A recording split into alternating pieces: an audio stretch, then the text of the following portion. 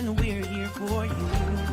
Friendly companion wherever you are. Giving the latest news and playing the best music that you love. With more than 100 stations nationwide, broadcasting live. We are the biggest FM radio network.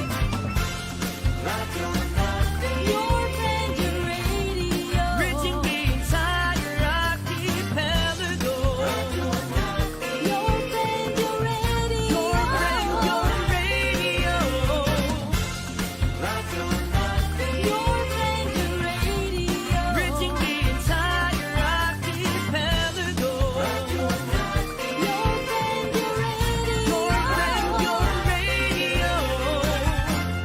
Radio Natin.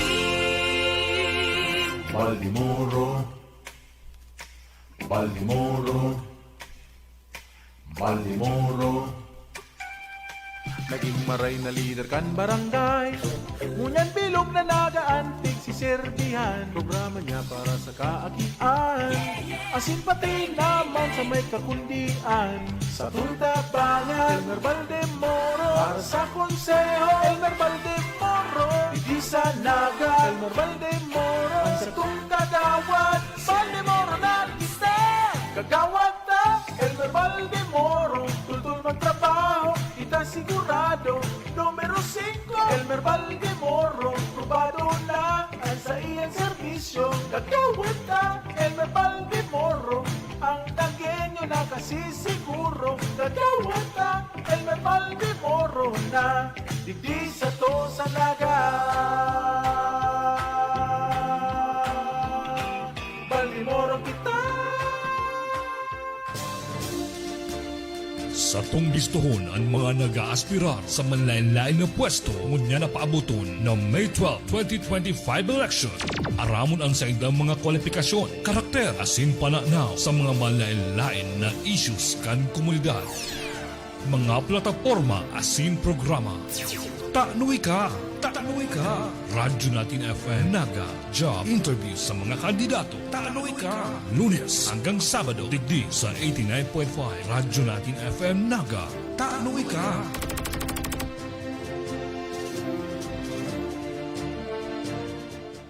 Magandang araw po sa inyong lahat at welcome po sa ating programang Taano Ika, the Radyo Natin Naga Job Interview, kung saan po kinakausap natin ng mas malaliman para makilala natin ang ating mga aplikanteng kandidato para sa May 12, 2025 National and Local Election. Bago ang lahat, batiin ko po muna kayo ng Happy Easter. Kahit kahapon yun nangyari, syempre ang Diyos natin ay buhay na. Kaya Happy Easter po sa inyong lahat. And again, welcome sa ating programa dahil ngayon po makakausap natin ang isa sa ating mga aplikanteng kandidato para City Councilor ng Naga City. Walang iba kung hindi si Sir Elmer Baldemoro. Good morning po, Kuya Elmer. Good morning, Mama Jana. Good morning. Magandang umaga po. Maray na aga po sa gabos na nagdadalan asin naghihinanyog. Ayan, bago po natin ituloy na or idagos-dagos ang satuyang job interview, ayan po ha, tayo po ay napapakinggan live sa ating radio frequency na 89.5 FM. At tayo din po ay napapanood sa aming FB page na Radyo Natin 89.5 Naga at sa atin pong live stream na radyonatinfm.com/naga. Ayan po. Actually, ito po ay ang second time na maging bisita po namin ang ating aplikanteng kandidato na si Sir Elmer Baldemoro. Siya po ang dati nating city administrator ng Naga City at naging city councilor din po siya for how many years dito po sa ating syudad. At bago po siya naging city councilor, meron na rin po siyang background sa pagiging public servant dahil siya po ay naging punong barangay Pero bago yan, naging barangay secretary din po siya. Kaya malaki na or mahaba na ang kanyang eksperyensya, ang kanyang mga karanasan, at syempre ang kanyang kakayahan bilang isang public servant. So, kamusta naman po, Sir Elmer, ang pag-ikot-ikot natin ngayon sa Naga City? So far, Mama Jana, naikot na natin yung 27 barangay ng Naga. And magayon man si reception kang mga tao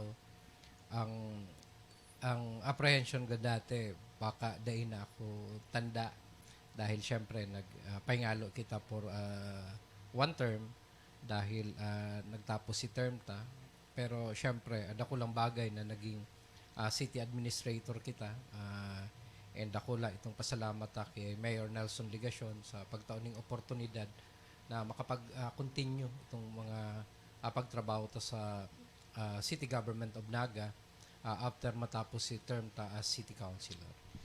So kuya, sa pag-ikot-ikot mo po, dati nung unang interview ko po sa iyo dito with regard sa ating Taano Ika program, nabanggit mo yung meron ka po mga nabanggit na mga plano or vision para sa Naga City kung ikaw po ay makaupo bilang City Councilor.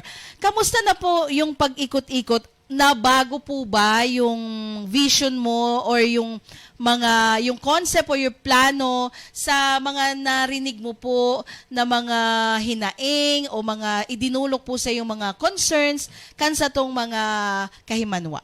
Ada ko laon na bagay na nagkakaigwa kami ng itong barangay consultation or pulong-pulong dahil na-i-raise kang mga tao itong mga concern ninda.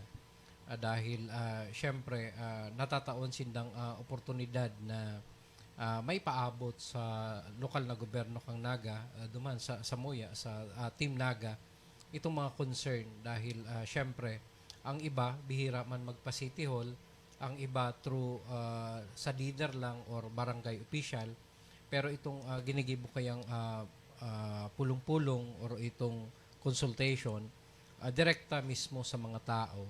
So, naipapaabot ninda itong concern. May mga bagay na gusto nindang gibuhon pa para duman sa indang lugar, para duman sa indang sektor, or mismong sa inda, itong mga gusto pa nindang gibuhon kang lokal na gobyerno kang Naga.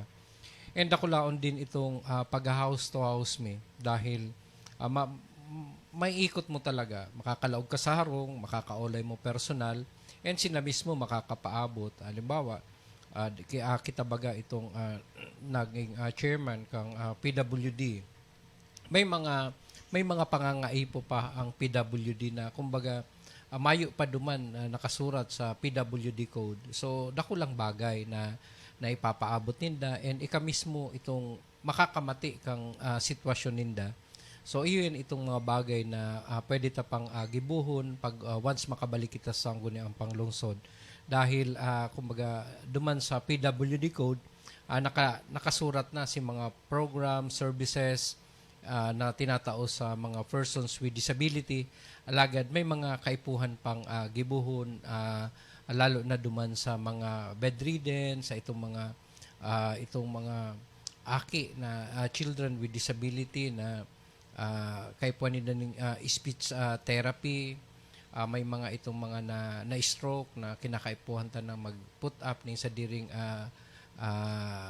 rehabilitation center na sarap man yan sa nakaplano na ilalaag dyan sa Naga City General Hospital. Mga araw kayo na bagay na kumbaga dakulao na bagay ito dahil nakakapag-ikot and at the same time nakakaulay mo itong mga tao.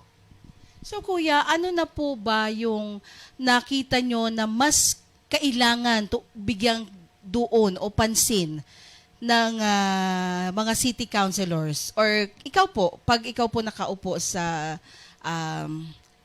konseho? May mga pangangaipo pa ang kada lugar na kaipuhan tawan ning atensyon. Kaya nga ni kumbaga piglilista mi iyan para in case na kita na itong makabalik sa sanggunian and maging part na kang opisyales kang syudad. Saro yan duman sa mga pwedeng gibuhon ang kamarayan dahil may access pa man kita sa City Hall, si mga nakakaya na ngunyan na ipapakiulay ta na or nare-repair ta na sa mga department head duman sa mga departamento na pwedeng mag-asikaso kaiyan. So itong mga simpleng pangangaipo na kaya naman ngunyan, pigte-take action na. Pero itong mga daipa, kung kayo nakaipuhan ning budget para dyan, so iyan itong mga dapat na pagtagamahan sa masunod na termino. I-quote ko lang, Kuya, yung during our interview with Attorney Lenny last week, nasabi niya, kayo po sa bagong Team Naga, nag-undergo na kayo ng mga trainings, and kumbaga meron na kayong specific na mga committee or kakaputan kung kayo po ay makakaupo sa sanggunian. So sa iyo po, ano po ang nakatoka sa iyo, Kuya? Dati man itong sa Tuyabangang Advocacy on Children para mas mahihanda ang satuyang mga aki dahil syempre sinda itong mga masunod na mga leaders kan satuyang komunidad. Sa PWD, kita din itong nanginutan sa mga programa sa PWD dahil aran mamabaga dati, dipisil na magluwas or magpabisto ang sarong PWD dahil nagkakasurupog sinda. Alagad naipaintindi ta sendang kamugtakan, naipaintindi sendang sitwasyon, and pig-operanta ni mga services na pwede nang i-avail sa lokal na gobyerno kang Naga. So saro yan sa paagi na naka-encourage sa inda to come out and day masupog. Lalo na kang na-organize itong 27 barangay PWD Association, itong BAPDA Association sa 27 barangay. Nagkaigwasinda ning venue para mag-urulay, makapag-gibo sa dirin ng activity. And pinahiwas pa yan, pero kang 27 barangay may kada sector. Diba? Itong sector kang blind, sector kang deaf, and pati nga ngunyan, na-organize na itong PWD Vendors Association na nagtataon opportunity duman sa mga nagtitirinda ng mga PWD para at least maging productive sinda, nakakapag generate ng income sa paagi kang pagtitinda. So yan mga arog na bagay na nakakapag-encourage sa inda na dai maging kaulangan itong kakundian kundi kumbaga take it as an opportunity para mas lalo sindang maging aktibo and at the same time maging capable na kaya na nindang mabuhay sa sadiri ninda na din nag-aasa sa gobyerno, dahil nag-aasa sa indang mga kapamilya. So dakula na bagay. And saro pa itong sa solo parent. Kita din po baga si author kang Naga City Solo Parent Code na naglalaman ng mga benepisyo, programs, and services for the solo parent. So, mas papaiwason pa po si programa para dyan.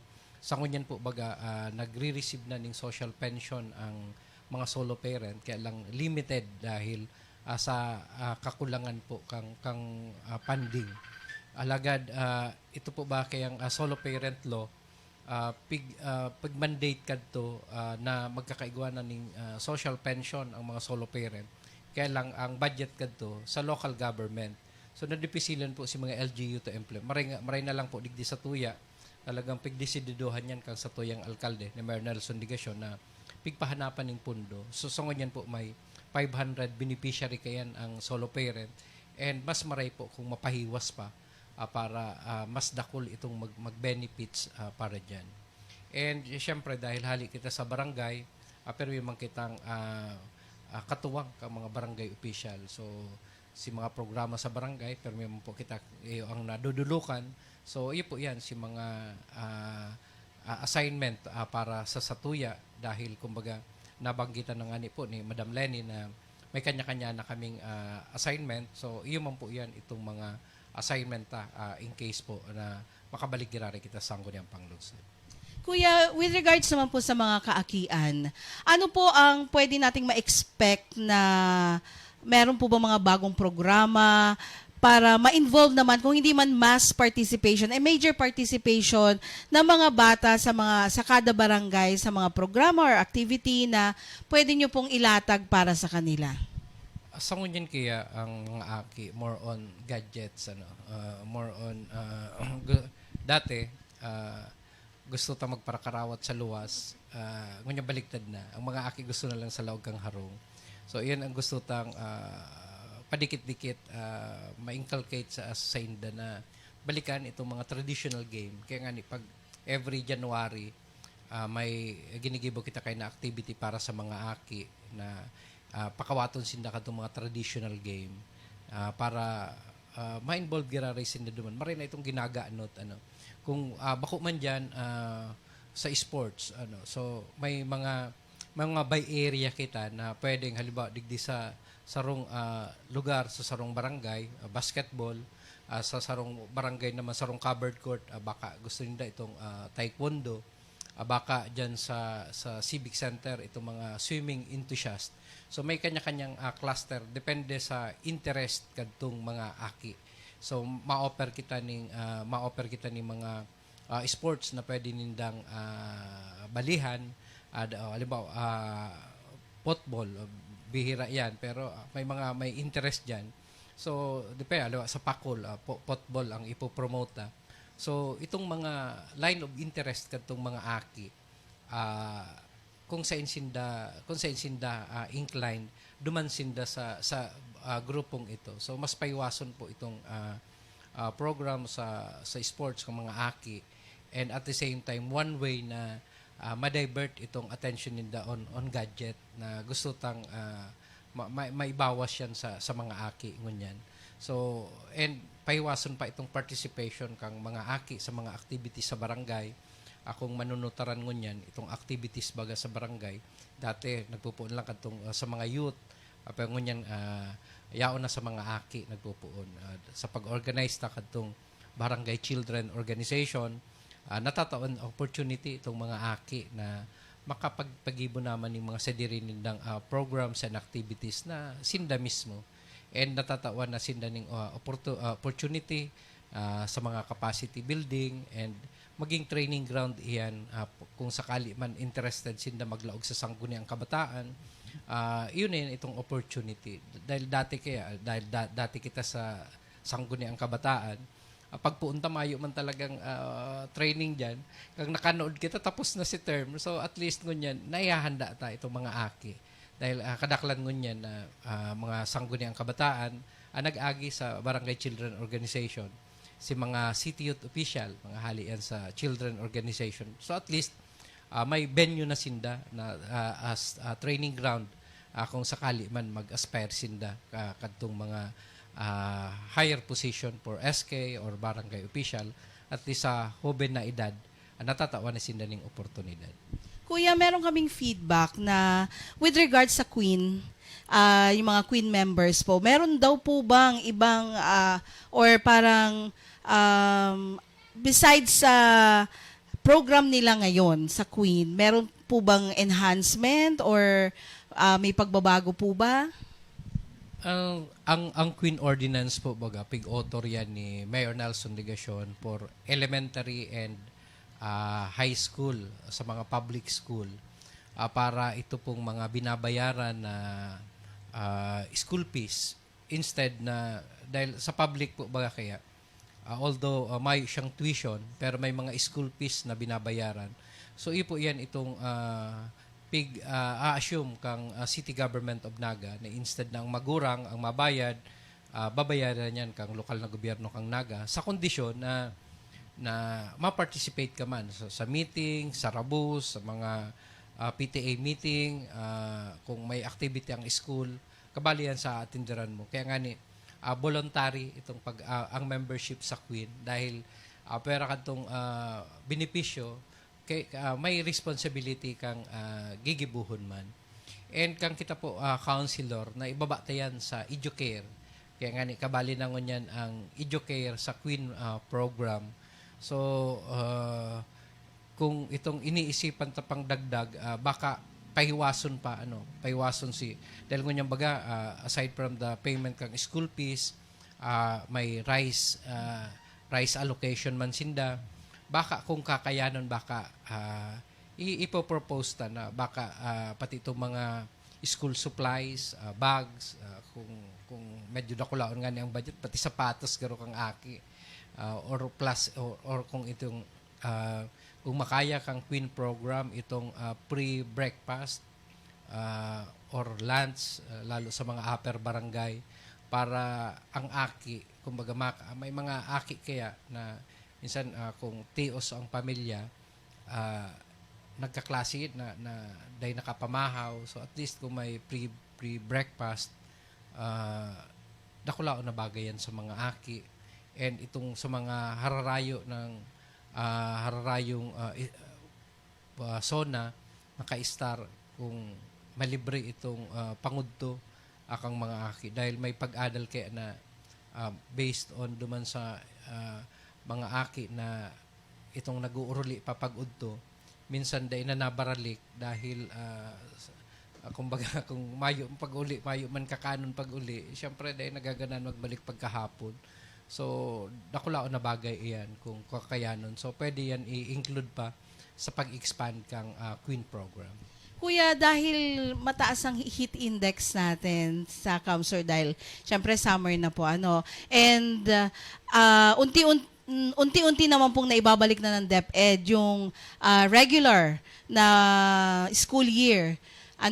So, kung sakali po na ganyan, kasi di ba po, ngayon ang nagiging practice kapag brown out or ganito nga yung panahon, parang yung pa half day yung mga bata. Ano po ang pwede nating maging solusyon dyan besides sa modular? Siguro, i-hybrid, ako in favor of duman sa hybrid na form of classes. May mga face-to-face, may modular, may online. Siguro, it will depend duman sa sitwasyon kang panahon. Dahil, halimbawa, ako pabor duman sa pag makusog ang uran, pabor ako na isuspend ang klase. Dahil, ang primary reason kayo, safety first kang mga aki. Although, syempre, may mga nagsasabi man na data tinutok doon ang mga aki na maging resilient. Bawang araw kadto kita, maski makusog na ang uran, talagang may klase pa. Pero syempre, ibang ngunyan. Ibang panahon kadto, ibang panahon ngunyan. Iba ang mga aki ngunyan kumpara sa satuya.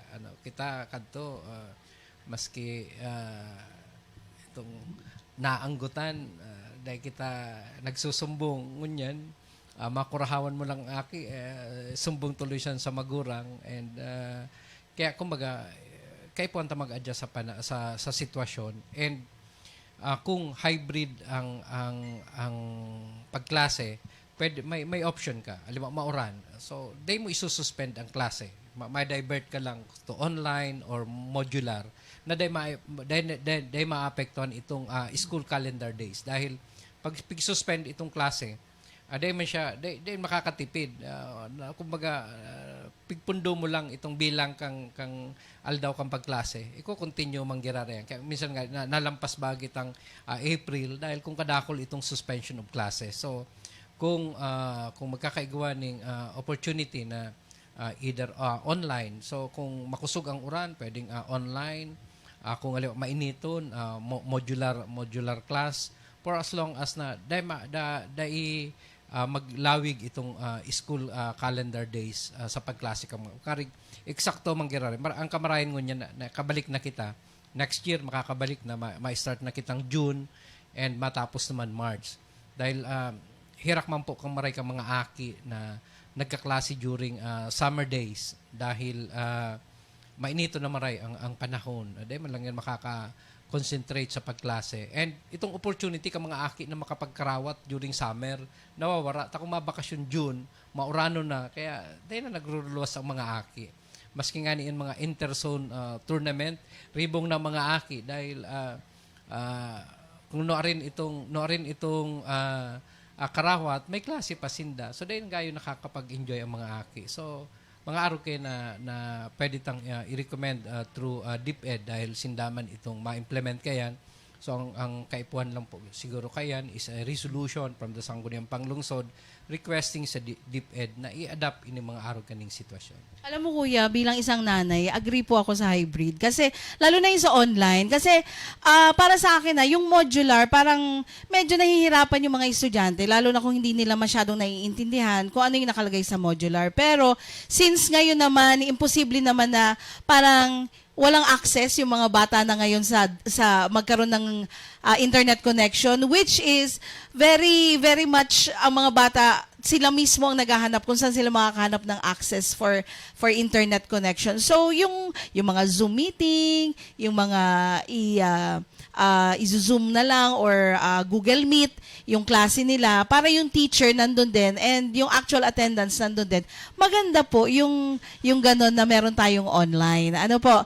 And lastly, Kuya, for your last question po, ano po? With regards to our PWDs naman po, di ba yung iba po, they are being accepted na sa mga establishments po to work. Ano po? Meron na po ba tayong specific program or meron po ba tayong nakalaan na mga projects para magkaroon ng like tie-up sa Metro Peso para magkaroon talaga or mabigyan ng trabaho yung ating mga PWDs na capable pa naman? Nanta na po iyan during our term as chairman on PWD na during PWD month, digdi lang sa Naga na ang celebration month long. So, iko-continue lang po itong tie-up with Metro Peso and Dole. Ito pong PWD Jobs Fair na iyong pong jobs fair na iyan is intended talaga to hire a PWD. Malinaw sa mga employer na ma-participate dyan na ang i-hire ninda PWD. Dahil si experience kaya kadto, nagkakaigwang jobs fair, although intended for PWD, pero syempre, pag magkasabayan na nag-apply ang PWD tapos bakong PWD, mas na makukuha itong bakong PWD. So, yan pong program tang PWD Jobs Fair. Intended talaga yan to hire PWD. And maugma po kita na may mga establishment na digdi sa Naga na nag-hire na ng PWD. Dahil dakulao na bagay man po pag nag-hire ka ng PWD dahil syempre dedicated yan sa work. Dahil aram ninda itong sa indang kadinan na kumbaga tinawan lang sinang oportunidad na makatrabaho. So talagang concentrated sinda. Secondly, may incentive po dyan, may tax incentive kayan ang mga employer na nag-hire ng PWD. So dako lang bagay kayan. And syempre, si public reception, kumbaga makakuyanon baga na kumbaga susuportahan mo itong sarong establishment na aram mong nakakatabang sa PWD. So, ngunya nga may mga nahihiling kita mga post na itong sarong PWD na nagtatrabaho sa sarong fast food. O kada ako nagpapapicture and ina-appreciate ninda itong establishment na nag-hire ng PWD. May saro kitang hotel digdi sa Naga na ang mga kuya mga assistant ninda, mga dep. So, dakulao na bagay iyan. Dahil, kumbaga, natatawan ng opportunity ang mga PWD na kaya pa man magtrabaho.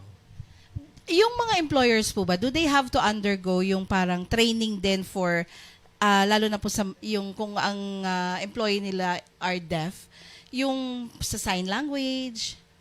May mga capacity training na pigigibo ka iyan, kang mga nakaaging taon nagkaigawa kita ng training for duman sa mga frontline employees para in case may mga deaf na mag-abot may kayang magkaulay and duman po sa mga employer pwede itong sensitivity seminar for PWD para aram ninda kung ano itong pagmati or syempre madaling magkulog ang mga buot kaiyan.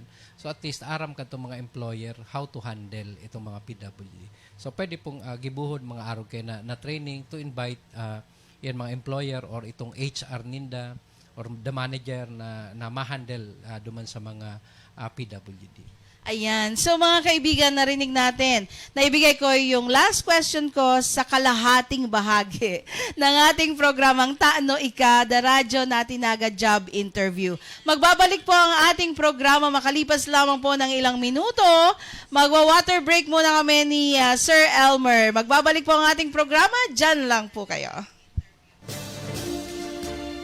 Sa tunggistuhon ang mga nag-aaspirar sa manlain-lain na pwesto ngunya na paabuton ng May 12, 2025 election. Aramon ang sa indang mga kwalifikasyon, karakter, asin pananaw sa mga manlain-lain na issues kan komunidad. Mga plataforma asin programa. Taanoy ka! Taanoy ka! Radyo Natin FM Naga Job Interview sa mga kandidato. Taanoy ka! Lunes hanggang Sabado, digdi sa 89.5 Radyo Natin FM Naga. Taanoy ka!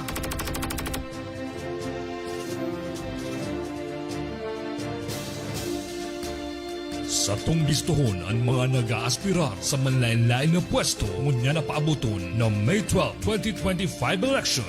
Aramon ang sa indang mga kwalifikasyon, karakter, asin pananaw sa mga manlain-lain na issues kan komunidad. Mga plataforma asin programa. Taanoy ka! Taanoy ka! Radyo Natin FM Naga Job Interview sa mga kandidato. Taanoy ka! Lunes hanggang Sabado, digdi sa 89.5 Radyo Natin FM Naga.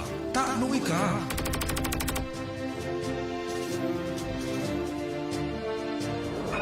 Ano man ang ginigibo mo? Yaunsain ka man, maayo sa mood, suya, maugma, buksan mo na ang radyo! Ladies and gentlemen, are you ready? Get ready for Karakantaan mo sa na yan. Karakantaan mo sa yan. Karakaltaan mo sa na yan. Karakantaan mo sa na yan. Sa Radyo Natin FM Naga.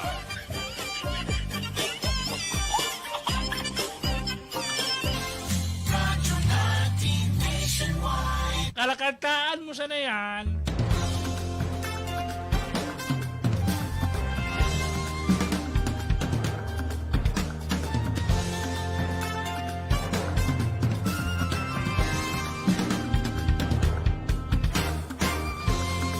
All over the nation, we're here for you. Friendly companion wherever you are. Giving the latest news and playing the best music that you love. More than 100 stations nationwide, broadcasting live. We are the biggest FM radio network. Your friendly radio. Reaching the entire archipelago. Your friendly radio. Your radio. Your friendly radio. Reaching the entire archipelago. Your friendly radio. Your radio. Radyo Natin. Sa tunggistuhon ang mga nag-aaspirar sa manlain-lain na pwesto ngunya na paabuton ng May 12, 2025 election. Aramon ang sa indang mga kwalifikasyon, karakter, asin pananaw sa mga manlain-lain na issues kan komunidad. Mga plataforma asin programa. Taanoy ka! Taanoy ka! Radyo Natin FM Naga Job Interview sa mga kandidato. Taanoy ka! Lunes hanggang Sabado, digdi sa 89.5 Radyo Natin FM Naga. Taanoy ka!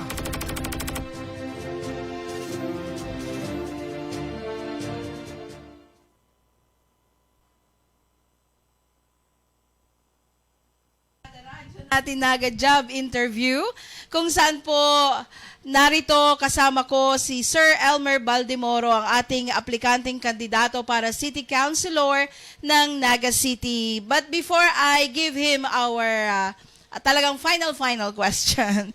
Batiin po muna natin, shout out sa lahat ng nandito sa ating FB page. Ayan, kay Julio Cesar Sanchez. Kapitan.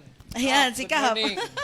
Kay Gliz Nasayaw, kay Roberto Sanchez, Marites, Kaubang, kay Lydia Lonyosa, kay Jocelyn Andes, kay CM,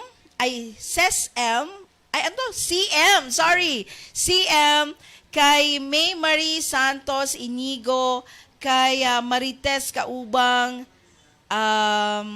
Ayan, sabi niya, tama po si Elmer, dapat igwasinda kayan aware and management. Ayan, si Elmer S. Baldemero ang kakampi kan mga PWDs. Aba? Hello po kay Ma'am Mary Ann Barrios Baldemoro. Hi, Ma'am! Ayan. And also, ayan, sabi dito ni Jocelyn Andes, sa mong mga CBRS, ika ang number 1, maski ang mga PWD officers and members. Ayan, ika ang number 1 sa family me, sabi man ni Lydia Lonyosa. Ayan, maraming salamat po sa pag-like and share sa aming FB page, lalo na sa ating job interview ngayon kay Sir Elmer Baldemoro. Ayan, paki-continue lang po na paki-share para mas marami pong makaalam kang mga programang pwede pong maibigay sa atin ni Sir Elmer Baldemoro kung siya po ay papalarin at pipiliin nyo sa darating na May 12, 2025 national and local election. Ayan, so ito na po, Kuya. Ayan, Kuya Elmer talaga ang tawag ko sa kanya. Pasensya na kayo. Ayan, Kuya, for our final question, syempre, hindi ito mawawala sa ating job interview. Pero bago mo po ito sagutin, gusto ko po sana na i-introduce mo yung sarili mo po, the way you introduce yourself sa iyong pagkampanya. Ano po? So, my final question of course is, taano ika? Taano po ika, Sir Elmer Baldemoro, ang pipilion kan sa itong mga nagenyo sa darating na May 12, 2025 election? Introduce ko muna. Yes po. Kung paano mo ini-introduce ang sarili mo during your campaign? Nagpuon bilang SK Kagawad, naging barangay secretary, naging punong barangay or barangay captain kang Concepcion Grande ning duwang termino, naging konsihal ning tulong termino, naging city administrator, kasurog kang mga PWD, nanginotan sa programa kang mga kaakian, asin kang solo parent, perming katuwang kang lambang barangay. Probado na sa serbisyo, number 5 sa balota, Elmer Baldemoro. So, taano ika? Tano ako. Ino-offer ko po giraray ang sadiri ko na may padagos sa pagserbisyo sa lokal na gobyerno kang Naga, para po maipadagos ta si mga programa sa kaakian, mapahiwas pa si programa asin serbisyo sa mga PWD, mapahiwas pa si programa para sa mga solo parent, maging padagos pong katuwang kang lambang barangay. Asahan po nindo ang sakuyang serbisyo, makapaggarantiya man si mga nakakabisto sa to kung paano kita magtrabaho. Kumbaga po, probado na ang satuyang serbisyo, kaya sana po tiwalaan giraray na makabalik po sa sangguniang panglungsod. Number 5 po kita sa balota, and para madaling matandaan ang apelyido ko, girumdumon lang po itong mga balde sa harong nindo. Sa aldaw kang eleksyon, makararigos ka mo, mahiling nindo ang balde, magigirumduman na po nindo ako. Number 5 po sa balota, Elmer Baldemoro. Ayan. So mga kaibigan, tandaan po natin, number 5 sa balota, Elmer Baldemoro. Ayan, sayang ma-TikTok pa ko kita kan sa imong campaign jingle, pero i-save natin yan in the future. Ayan po, maraming salamat po sa lahat ng nakinig, sa lahat po ng nanood ng ating job interview para kay Sir Elmer Baldemoro dito po sa ating programang Taano Ika, The Radyo Natinaga Job Interview. Abangan po natin kung sino pa mga susunod na mga aplikanteng kandidato na makakausap natin para mas makilala nyo sila ng mas maigi at makilala nyo ang kanilang mga karakter at kung ano ang kanilang mga application platform para sa darating na May 12, 2025 National and Local Election. Ako po ulit si Mama Jana. Maraming salamat po sa inyong lahat and God bless us all. To God be the glory. Bye! Sa tong listohon ang mga nag-aaspirar sa manlain-lain na pwesto ngunya na paabuton ng May 12, 2025 election.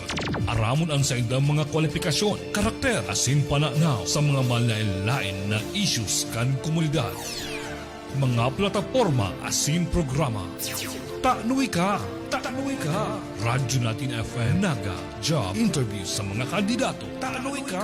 Lunes hanggang Sabado digdi sa 89.5 Radyo Natin FM Naga. Taanoy ka!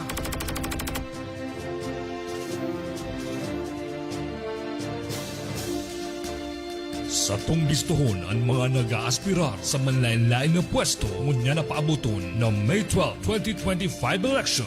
Aramon ang sa indang mga kwalifikasyon, karakter, asin pananaw sa mga manlain-lain na issues kan komunidad. Mga plataforma asin programa.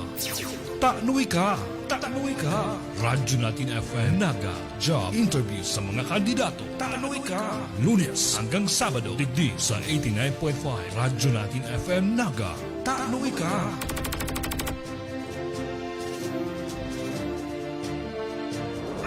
Ano man ang ginigibo mo, yaon sa ka man.